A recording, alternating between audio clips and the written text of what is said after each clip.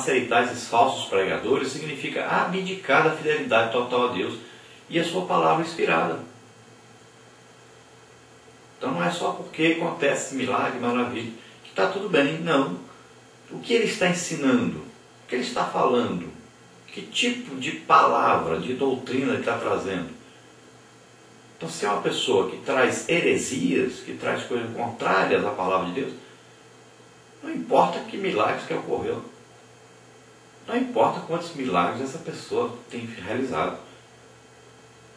Então devemos tomar cuidado com a doutrina. Primeiro, a palavra de Deus. Primeiro, a verdade. Os sinais prodígios são complementos e não o mais importante. O mais importante é sempre a palavra de Deus. O Novo Testamento também, por sua vez, adverte que falsos profetas e falsos mestres perverterão grandemente o Evangelho de Cristo nos últimos dias dessa era. O crente deve ter firme determinação quanto à sua fidelidade à revelação escrita de Deus, como a temos na Bíblia. A autenticidade do ministério de uma pessoa e seu ensino não deve ser avaliada apenas pela sua pregação aí talentosa, alocuções proféticas poderosas, realização de milagres ou número de decisões. Esses critérios tornam-se cada vez menos dignos de confiança à medida que se aproximam os tempos do fim. O padrão da verdade sempre deverá ser a infalível palavra de Deus. Então, às vezes, existem muitas convenções, muitos milagres, mas a palavra pregada, ensinada, não é a verdade, não é a Bíblia.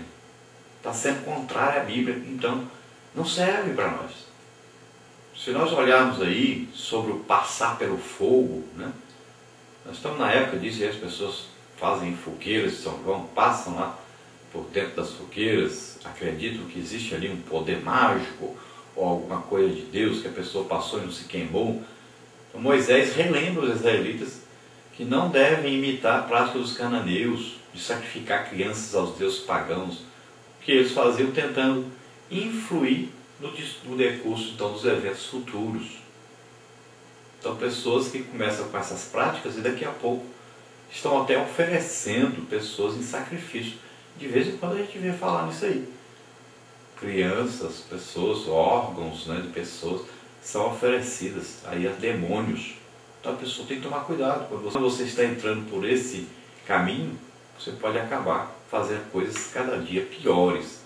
Então o Deuteronômio fala que Deus abomina a adivinhação, o prognosticador. Os adivinhos ou feiticeiros procuravam predizer eventos futuros ou desvendar segredos pela ação de espíritos malignos ou de algum meio humano. Já o plano de Deus para obtermos a verdade é ouvir os fiéis mensageiros de Deus. Expondo o quê? Expondo a palavra de Deus. Então tem que tomar cuidado com isso. Então fala também sobre encantador, sobre quem consulta mortos.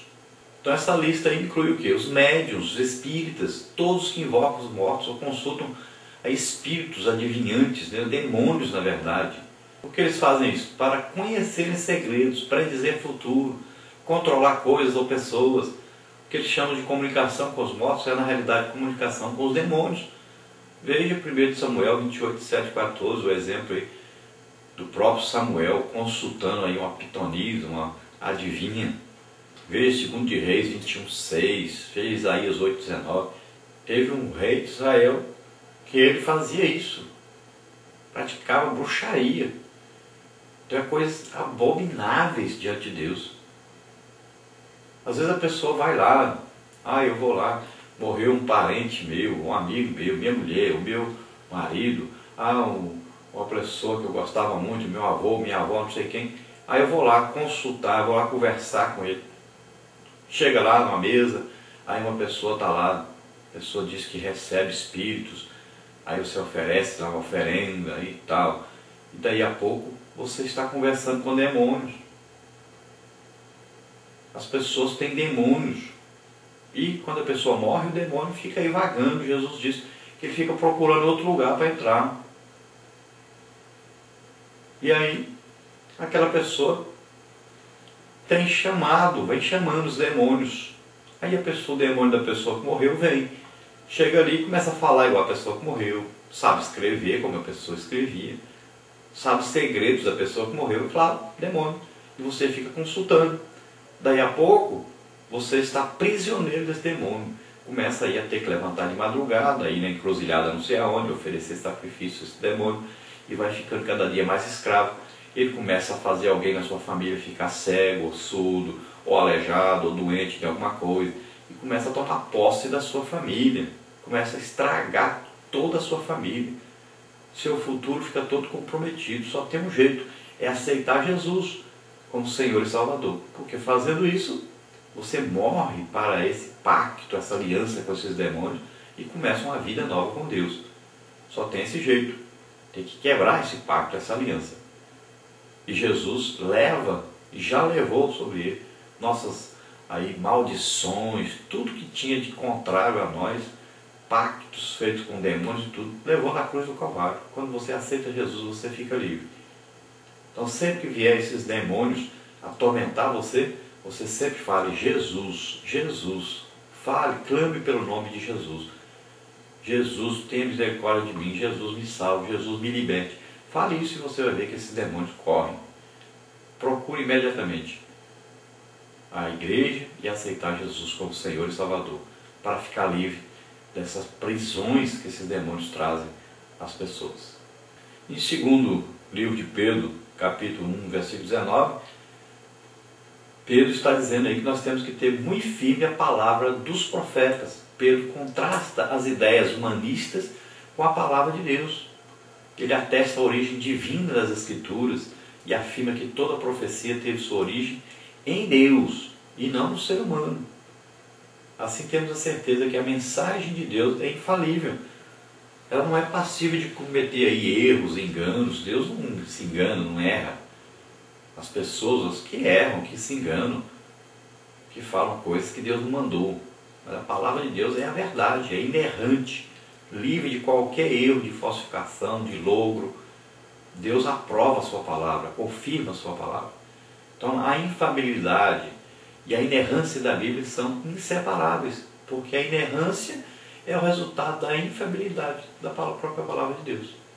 Falada, pregada, a Bíblia divulgada, traz libertação, traz salvação, traz cura, traz milagres, traz tudo de bom. Então as Escrituras, a Bíblia, na sua totalidade, são verdadeiras, fidedignas em todos os seus ensinamentos, essas palavras ditas na Bíblia. Nenhuma profecia na Bíblia veio aí de ideias, o raciocínio dos seus escritores, né? Mas veio de quem?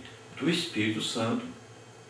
Homens falaram, escreveram, mas na revelação do Espírito Santo, dada pelo Espírito Santo. É claro que cada um escreveu ao seu estilo, mas quem ditava, quem dava a ideia, quem revelava, quem orientava sempre era o Espírito Santo. Então homens e homens de Deus falaram, inspirados pelo Espírito Santo. Pedro afirma então a divina origem e autoridade das profecias da Escritura. Todos os crentes devem, de modo semelhante, manter um conceito firme e final da inspiração e autoridade das Sagradas Escrituras. Então há várias razões para isso, que você deve fazer isso. Primeiro, é a única maneira de ser fiel a Jesus Cristo, aos ensinos de Jesus Cristo, dos apóstolos, aos ensinos da própria Bíblia a respeito das Escrituras.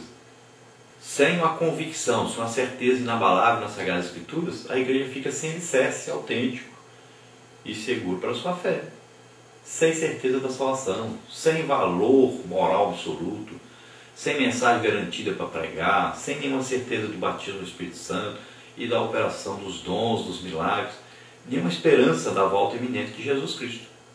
Sem também uma convicção inabalável nas Sagradas Escrituras, os cristãos fiéis à Bíblia não têm nenhuma verdade absoluta e objetiva baseada na autoridade do próprio Deus, com a qual possam julgar e rejeitar os valores movediços desse mundo. As filosofias humanas e as práticas ímpias da cultura mundana só podem ser combatidas pela palavra de Deus, pela certeza que é a palavra de Deus, que a Bíblia é realmente a palavra de Deus. Sem uma convicção inabalável nas Sagradas Escrituras, o cristão não tem condições de suportar as terríveis dificuldades dos últimos dias. Sem uma convicção inabalável nas Sagradas Escrituras, ficam enfraquecidas aí a plena autoridade e as doutrinas da Bíblia. Em consequência disso, ela será substituída pela experiência religiosa, subjetiva, humana, ou pelo raciocínio independente e crítico, também humano.